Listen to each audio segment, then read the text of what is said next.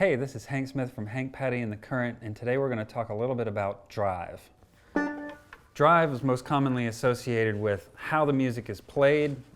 It tends to be the soul. It tends to be the heart. It has a rhythmic and emotional center to it. It's also an extraordinarily difficult thing to teach other people how to do without actually doing it. So we're just going to talk about a few technical aspects of drive so that you can incorporate this into your playing when playing with others. Drive doesn't necessarily mean fast. It can, but it doesn't have to. So we're going to use a little mid-tempo in 2/4 and in 3/4 because drive can also be in a 3/4 time. Essentially, drive can be explained in a way that essentially means staying just ahead of the beat.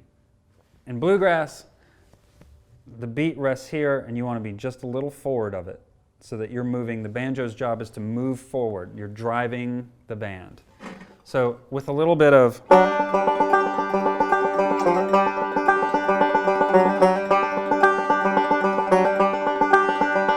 you get a strong roll, there's a strong rhythm. The emphasis is all on the rhythm.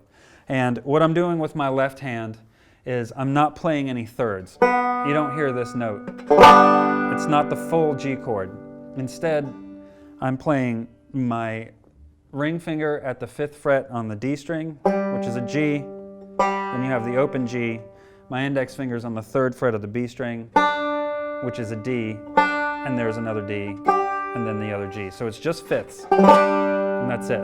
So you get a clean sound that's not cluttered with a third, which can get in the way. So if I were to do the same thing without my index finger on the 3rd fret, it would sound like this. So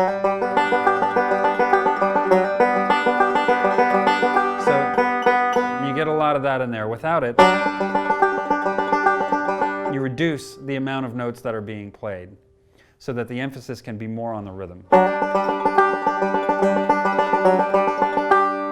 In doing so, it lets you push a little bit more ahead of the beat. So let's say the bass player is playing, the guitar player is playing, the mandolin player is playing. Your job is to sit just ahead of that. Hopefully the bassist is doing the same thing you are.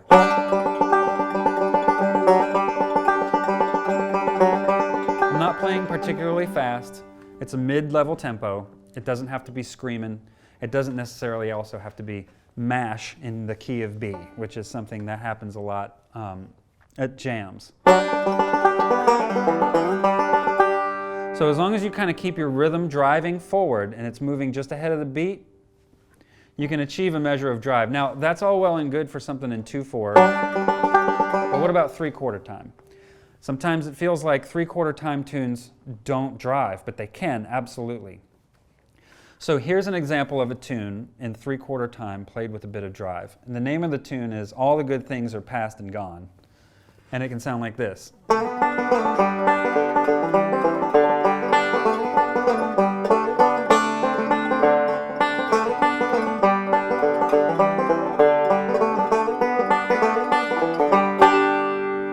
So emphasis is on the melody notes.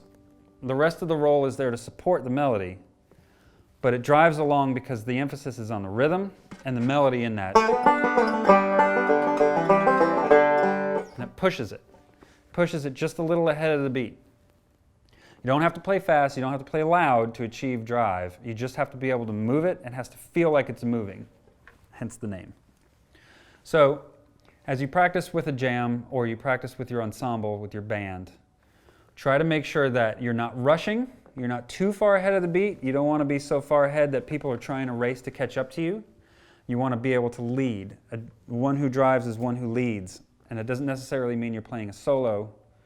You just want to provide the necessary push to keep the song moving forward and drive.